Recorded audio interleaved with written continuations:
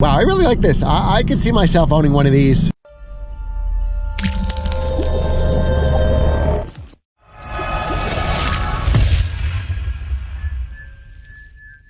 Hey guys, it's Glenn from Glenn'sCarCollection.com, and we are here at BMW of Tenafly in Tenafly, New Jersey, reviewing a slightly used 2019 BMW M4 convertible. As we can see by the wheels, it has the competition package. This is a gorgeous, gorgeous car. It's got a Sonoma beige interior, which is really beautiful if you ask me. I don't think I've seen this color before, but it's gorgeous. Hardtop convertible, as you know that the M4s are, and I came pretty close to buying an M4 hardtop convertible at one time not that long ago, because I thought it might be the best of both worlds. Now, I've driven the M4s. I just did an M4 review. I don't know which one I'm going to post first, but this is my first time driving the hardtop convertible, so let's see how it is. It's a gorgeous car. I believe this is sapphire black. And obviously you got the twin turbocharged 3-liter straight 6. You got the nice grills, since this is a first gen M4. F80 is the M3, F82 is the M4, F83 I believe is the hardtop convertible. So this has a lot of cool options. Got my favorite color, black sapphire, black metallic, or one of my favorite colors that's not blue. I had that on my Z3 M Coupe. Love that color. This is still under warranty till December of 2022, the 4-year, 50,000 mile warranty. It's got some cool options, like we said, the executive package, which give you those wheels, a little tuned suspension, tuned steering. Executive package, which gives you things like the heads-up display, the 20-inch wheels, with the performance non-run flat, very good. As the optional dual clutch, we just drove a regular M4 manual, blind spot detection, and carbon fiber trim. So this is a gorgeous, gorgeous car. We should... let's get inside and take it for a ride. Oh, there's a tuned M2, it sounds like, that just went by. All right, now it's 90 degrees today. That's that M2 still.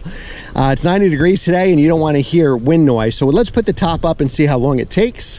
All right, so first what we'll do is we'll start the car. There's the license plates there. It's got the optional, looks like stereo. Love this two-tone leather there. So what we're going to do is put our foot on the brake and start. You have start stop, but you can also shut off the automatic start stop at red light, so that's pretty cool. All right, ooh, you can hear that roar already. Now everything's analog, since this is a first generation M4. It's not digital like the new ones, and you don't have the big grills. Love this carbon fiber trim. This is very easy to use. I guess it's still new enough car that it has this satellite radio. Here we can go through the functions. So what we can do is we can play with the steering, Sport Plus, Sport, and Comfort. Let's start with Sport steering, but Comfort suspension, because the roads are pretty bumpy here and always under construction. Now we even have some camera views here. So this is giving us front cameras. We could put that on there. And then we have parking sensors, very easy to use. This is how we do the top. So let's see how long. I put it down to start this video. Let's see how long it takes to go up. And again, gorgeous, gorgeous interior here. So let's count. All right, so here we go. Ready? 1 1,000, 2 1,000, 3 1,000, 4 1,000. So it takes a little while, but it'll get going. 6 1,000, 7 1,000, 8 1,000, 9 1,000, 10 1,000, 11 1,000, 12 1,000, 13 1,000. Here it comes. 14 1,000, 15 1,000, 16, 17. All right, so about, well, if we count the windows, probably about 18 seconds. My guess was 20, so that's fine. And I believe you have to have the parking brake to do that. Now, because it's a dual clutch transmission, which is optional, 6-speed manual is standard, and we just drove a regular M4 Coupe 6-speed manual on F82, we can play around with the shift modes here. We can make it as fast or as quick as we want it to be. So let's get those cameras off here, and we'll take it for a spin. So what we have to do for dual clutch, just like the manual, it tells us what gear we're in. In this case, it's park. So we're going to put it in drive, and now we can play around with the shift speeds. So we have 3 different shift speeds. So let's do in the middle to start, and we'll play around with it during our drive. All right, so here we go. Parking brakes off. We're in drive. There's a creep function. So these actually do very well. What used to turn me off about dual clutch transmission is how bad they were in bumper to bumper traffic. So for example, I thought at one point of getting, before I bought my Audi S8, of getting a Panamera GTS, a used one. I think it was 2013 or 2015. And that dual clutch, and it's a Porsche dual clutch for God's sakes, was brutal. in traffic. So the S8 had an 8-speed torque converter automatic, so then I went with that. But BMW actually does a great thing with their dual clutches. They're actually pretty good in traffic. At least that's been my experience. So we'll see for sure today. Now I'm going to put it over to the left, and that makes us drive, whoops. That makes us drive, you put it over the right. Left was neutral. Put it over the right, and we can drive in manual mode. All right, so let's go. Now the lightest M4, so we have 425 horsepower for a base M4. One like this with the competition package gives you 444 horsepower. Torque, I believe, still stays the same at 406 foot-pounds. Hey, this is pretty quick. We're going to take it up to S turns and see if I can notice the weight difference. So this M4s are all rear drive, so the lightest weight version of that would be the coupe, because it only comes in a coupe or a hardtop convertible. If you want a sedan, it'll be an M3, and essentially the M3 is the exact same thing, except it's got 4 doors and obviously larger kind of fender flares, which I think are super cool. All right, so we turn the light up here, turn right at the light. So the lightest M4 is still going to be over 3,500 pounds, and that would be a coupe with a manual transmission. So obviously a hardtop convertible adds weight, and so does a dual clutch transmission. So this essentially would be the heaviest M4 we could buy, and from what BMW is telling me, it's about 4,000 pounds. So a good 400 pounds heavier, almost 500, than the coupe manual version. Now it'll make up with that 0 to 60 pretty much from having the dual clutch. It's probably about a half a second closer, quicker 0 to 60. BMW claims 4.1 for the 6-speed manual coupe, and certainly they claim the high 3s for the dual clutch. Now we know it's probably more like mid 3s than high 3s, because BMW is pretty conservative. And I can tell you already, just getting out of that manual coupe, this is quicker, and I haven't even driven more than like 2 miles yet. So now we're going on slow roads here, so let's see the comfort. Well, we're in comfort mode as far as the suspension. These are pretty bumpy roads, so even when I drove luxury cars here, we still had a lot of bumps, and you see the camera bouncing around a little bit. So there's not much we can do with New Jersey roads. And if you live in like Long Island, I know that's 10 times worse, because I know a lot of our viewers out in Long Island comment that you think New Jersey roads are bad, and that's true. I used to do a lot of commercial real estate in Long Island. Unfortunately, know all about it. And the worst road I've probably driven on is the Cross Bronx Expressway, which is right over the bridge once you get to the Bronx. All right, so it was fine. I mean, it's gonna, any of these cars are gonna be sports car stiff. So if you're driving, a luxury car now, or your regular mainstream car, and you get into an M4, it's certainly going to feel stiffer. You have less sidewall, you have bigger wheels and tires. I do like the competition packages. They do feel light on their feet. I am blocking the heads-up display here, but I got to have so there's the heads-up display. I don't know if you can see it, and that comes with, I believe, the executive package. So we're going to block that just because I need to have my license plate there. Wow, I really like this. I could see myself owning one of these, definitely, because you got the best of both worlds with the hardtop convertible. I know these cars sold very, very well. They made quite a few of these. For a while, a couple years ago, before the pandemic, I was shopping for a convertible. I had given up on getting another S2000. I'm going to downshift to second here. All right. So that was the middle shift speed, and that was very, very good. We'll play around with some settings here as far as shift speeds go.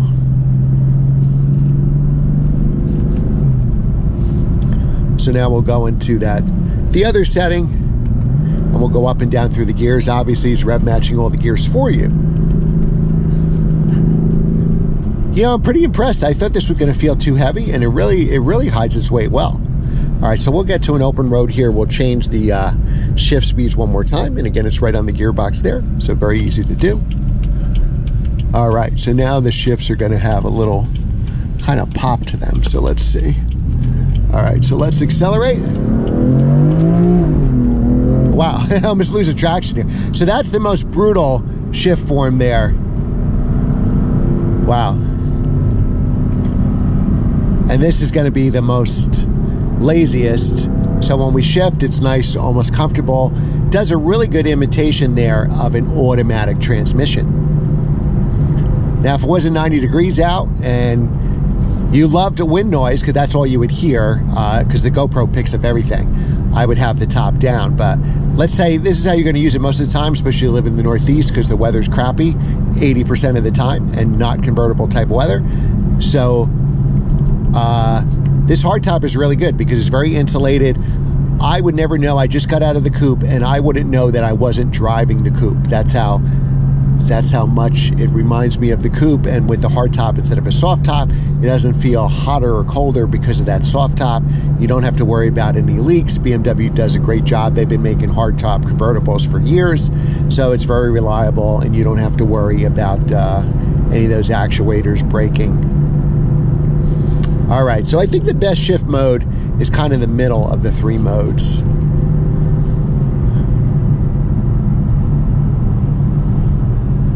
That police car is after somebody. He's flying around the turns there. Or he's just an enthusiast, one or the other. All right, so I like to be, let's go in some lower gears here. So with the turbocharge and the 406 foot-pounds of torque, you really have a lot of power. And to me, that's very, very important. We'll go up a little further here before we turn around. That's my usual turnaround spot. But I am really enjoying this car. So I'm a manual transmission guy 100%, but I can see myself owning one of these dual clutch transmissions. You get all that performance and it's very, very good in traffic. Now this particular car only has about 9,000 miles on it, so it's practically brand new. We got about 9,400 miles. It looks brand new too, and I love black sapphire. Of course, I would take any color blue. I'm not that crazy about the Yas Marina blue on these cars. I'm sorry. I loved it when it came out, but now, you know, years later, I think the color came out in the 2015 model year, so it's 2021 now. Not too crazy about how it looks. So I'd probably go for this color. I'd probably go for the black sapphire, and I would probably get this Sonoma beige interior. I like contrast, and this definitely gives you that. All right, so now we got a nice road here. We just did some acceleration. Very comfortable. You know, if I had ever gone to test drive an M4 hardtop convertible, I think I would have bought one, seriously, because I think this, you know, the M4 is not a lightweight to begin with. So couple hundred pounds there. I thought it was going to be a huge difference. I'm not going to say you don't feel the weight, but I think since you have so many more options, like putting the roof down on a nice sunny day, it's probably more than well worth the penalty. The only, I guess, caveat I put to that is you're going to do track days. If you're going to do track days, you're not doing it with this 3,900, 4,000 pound car. You want to do it with the regular M4. So that's kind of the way I would leave it. If you know for sure you're doing, hey, track days, then I would, this guy just cuts right in front of me.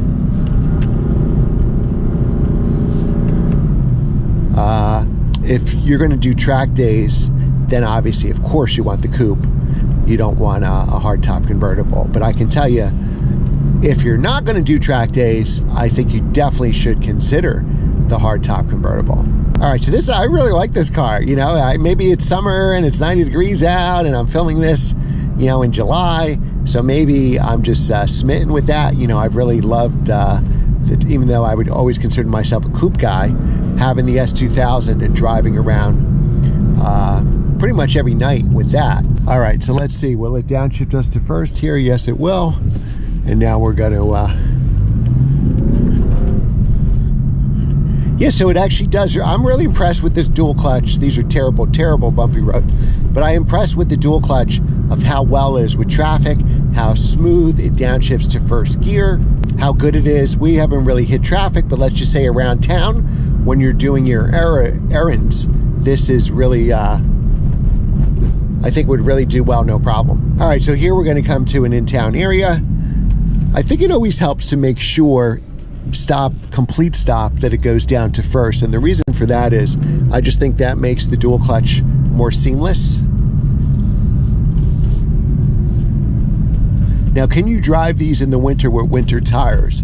And I would say absolutely yes. I had an E90 M3, which was rear drive, and I drove it all winter long with Blizzaks, and I was just fine. Now, of course, the hardest part with these cars, and this car as well, is going to be getting out of your driveway. You know, when that plow comes and plows that 1 foot of snow and makes it 3 feet, that's going to be hard. You're going to have to certainly dig out because you don't have the ground clearance. All right, so we took this on some roads where we can get it up to speed. We took it around town. We did some traffic to see how the dual clutch can handle your daily commute. And I would say if you want one car that does everything, I think the M4 is perfect for it. So pick if you want the 2-door. If you need a 4-door, get the M3. It's the exact same car. But I would seriously consider getting this. Unless you're tracking the car, I don't think the weight difference is really going to make a difference to you, and you really have 2 cars in one here with having a coupe and with that hardtop convertible anytime you want it, and you don't have to worry about treating a soft top or ripping or anything like that. So I really think you have the best of both worlds here. All right, special thanks to BMW Tenafly in Tenafly, New Jersey for providing the car. I got my BMW from them, so whether you're looking for a new or used BMW, definitely check them out. They have a great service center as well. I get my car here serviced as well.